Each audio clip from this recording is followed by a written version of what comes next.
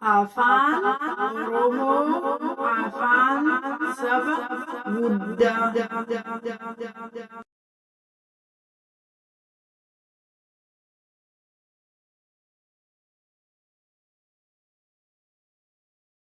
Afaan Oromootiin barreessinee haa dubbisnu.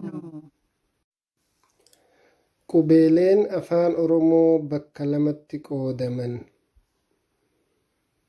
Isaanis qubeelee dubbifamoo fi dubbachiiftuu jedhamu. Tokkoffaa qubeelee dubbifamoo afaan Oromoo baa, caa, chaa, daa, dhaa, faa, gaa, haa, jaa, kaa, laa, maa, naa, nyaa, paa, phaa, qaa, raa, saa, shaa, taa, vaa, waa, xaa, yaa, zaa. Lammaffaa qubeelee dubbachiiftuu afaan Oromoo 5. Isaanis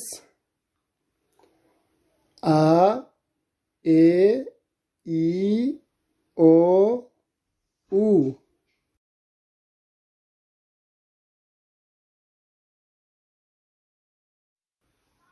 Qubeeleen dubbachiiftuun yeroo ufii isaanii dheeressan. Aa, ee, ii, oo, uu.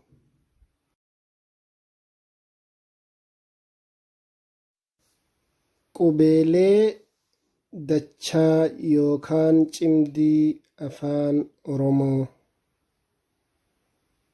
Chaa, dhaa, nyaa, phaa, shaa.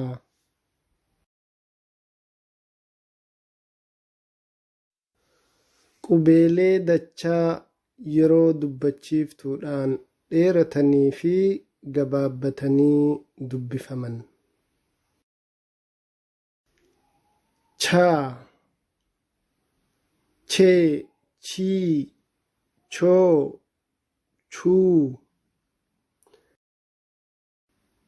Cha, che, chi, cho, chu.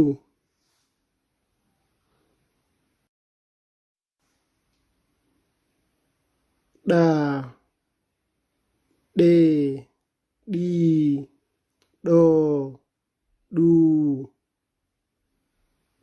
Đà, đê, đi, đô, đu.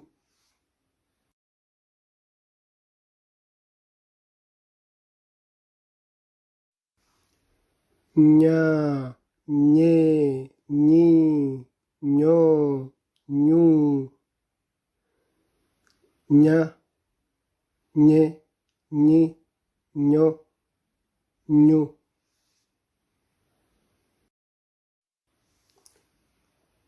Pa, pê, pi, po, pu.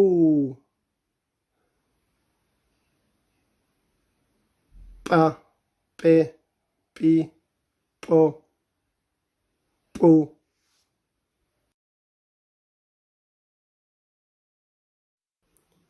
Sha, she, shi, sho, shu. Sha, she, shi, sho, shu.